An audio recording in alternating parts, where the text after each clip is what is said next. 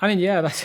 I never understand how I get the opportunity to direct any film, but I think that I was working with Brad Fisher on another movie called A Long Walk, which didn't go, and he had this script and he had this deal with Amblin about making it, and they were looking for a director, and we started talking about it, and it was just a wonderful opportunity to just get into a classical movie about Dracula. I mean, so I completely fell in love with this project immediately. It was like, how could I, to even just get to be in conversation about it was thrilling. I mean, he is the ultimate villain in fiction, and he's pure evil, but he's also driven by a very basic need that we all have. I mean, obviously in his particular case, it's about blood, but it can be related. It can be, compared to many other things, and I found that to be such a fascinating aspect to a person who is actually sophisticated and an aristocrat on one side, and then can just turn into this monster and literal. And this is what we aimed at, making him literally a monster. When the needs to be that comes up. So I find him to be one of the most complex and intriguing characters in the world, in fiction. Well, that's wonderful. If that's what you see, then that's great. That's a relief, because that is what we were trying to do. It is trying to make Dracula as scary as possible, because a lot of the Dracula movies that have been in the past have been gothic, or they have a sense of romance, or they've had all these aspects to them. But to just make Dracula into just pure horror hasn't really been done much before. And at least not for decades. And I just wanted to embrace that opportunity to create a pure, raw horror movie with Dracula at its center. Yeah, no, I mean, all credit to Bragi Schut for creating that script, who wrote the original draft, because he saw that. He saw that this is just such a contained, wonderful story all on its own. And yes, you have the blueprints for the story in the captain's log in the novel, but you don't know exactly what you're saying. You don't know what actually happened between those log entries. So that is a huge, vast, wonderful opportunity to create a story about the human beings who are just mentioned as names in the novel, and tell how they are in peril, because that's what's so wonderful, is that you see Dracula from a point of view of just a regular human being, not from the point of view of Van Helsing or somebody who is close to Dracula. To them, he's just this distant monster that just came into their world to destroy it. Yeah, and that's such an aspect of a horror, the horror genre, that you can create all this tension in a very small environment. But in this case, what I loved about it, compared to other movies I've done, is that the small space is actually huge. You're out in the ocean, out in the middle of the Mediterranean Sea. So it is, or for the most part, and it's vast and it's contained at the same time. And I think that's visually very intriguing. I mean, having been around Guillermo del Toro, his mind has, of course, influenced me. Obviously, his movies do, but also the way he sees how to use light and sets and camera angles, and you can study his films. But also, Spielberg's movies are always even in the most suspenseful moments, they have such warmth. And I think the humanity always comes through, regardless of the spectacle. And I think that's been an influence. But I think also David Fincher, with his stark, cold, very clean visual style, has also has influenced my horror filmmaking, because I love the classical story, the classical use of camera, the classical use of light, and the whole 9 yards. I mean, the captain is obviously, he has a responsibility. How does he handle his responsibility facing something he doesn't know anything about? Is he able to remain the captain of the ship? Is he able to steer the crew as a group to fight the enemy? because he's not really a soldier. He's a captain of of a boat. And so that became a very big aspect to his character, in my opinion, that it was about his abilities to handle his crew in the situation up against this. And Liam brings gravitas, he brings nuance, he brings a performance level that just elevates everything he's in. So, and also as an actor on set, he's so warm and he's so including and he's so helpful. And, it's being around these amazing actors is just a joy. Yeah, he's brilliant. I mean, he's such a thoughtful actor, and he digs really deep and comes up with great ideas for how to nuance moments and how to portray these things. And he's such a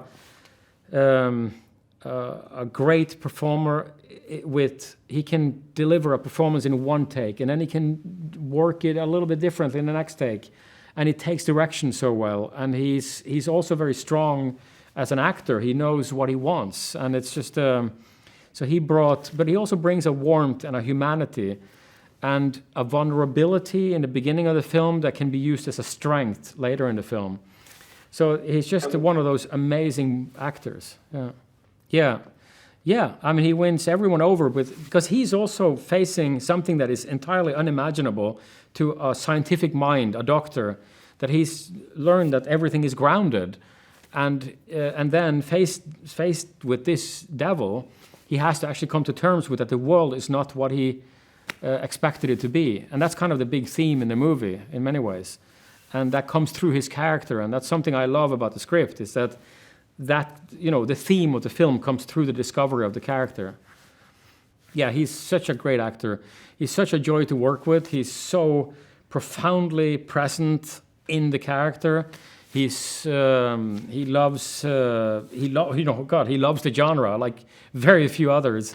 He's obsessed with, and he was obsessed with Dracula. I mean, he loves the character from before we even got to meet, talk about it. And he spent actually a while on a ship, a year or something of his life, if not more. So he really knew how to handle himself on the ship as well. So that those kind of things come out very well on screen. But he has an intensity about him that I love, and he has a screen presence that is just almost underused, in my opinion. I mean, Edward Thomas, who is the production designer, he and I talked about the basic layout in the beginning because we needed the story to work logically according to the way the script was written, and we needed to start placing the rooms in accordance to how it needs to be to function in the story. And then, it was always the idea that the cargo hold was this big belly of the beast, and that's where, that's what it's all gonna be about. And it had to be a schooner because that's the way it's described in the novel. So then you have some parameters for what kind of ship you're doing. But I wanted it to be huge, I mean, like a big schooner with 3 masts, and because we needed all the space for the actors to be able to play and for me to be able to create tension, spatial tension, and create unreliable environments that the actors could be scared in, basically. It was great. I mean, we had amazing crews, amazing set designers, and people in every department. I cannot, say good enough things about the German crew creating the ship, both interior, and then we went to Malta, and we built the whole exterior of the ship with real wood, and and it was just this. It was practically a real ship. And it was just, and in a way, for any normal-sized movie, it was an enormous endeavor to do that. Most of these seafaring movies cost much more than ours, Yeah, and I always wanted the evolution. I wanted to follow the story of Dracula, but not show him. That's a really tricky prospect because you can't show what you need to tell. So, but we in the end, he is a very old man who is in us over 400 years old, and I really wanted to see that on him. I wanted to feel his age. I didn't want him to be sexy or a suave kind of version of Dracula at all. I wanted him to be somebody who's lived with this in this horrific lifestyle that obviously he does, and he's frail. He's really desperate for blood. When he loses his blood supply, he needs to just. He's in a desperate situation until he's able to kill the first crew member.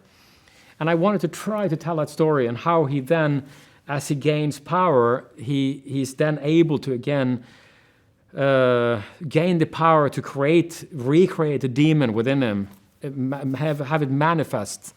And that demon needed to be part bat, part demon, because the bat part of a vampire is really intriguing. And I wanted to make sure, and with the producer, Brad Fisher, he also was a big part of this, creating this with the designers and everybody, where everything had to be biological, like the way the arms are and the way the flip, the arm would turn into a whole extended wing, and how the eyes would work and how he flies and moves and lands and all that stuff.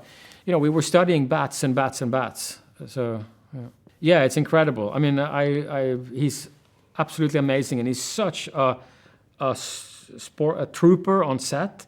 He knows what it takes to do these kind of difficult parts, and it's so hard on him. And if you see the behind-the-scenes stuff or something, you see what a terrible situation he's constantly in physically to be able to do this.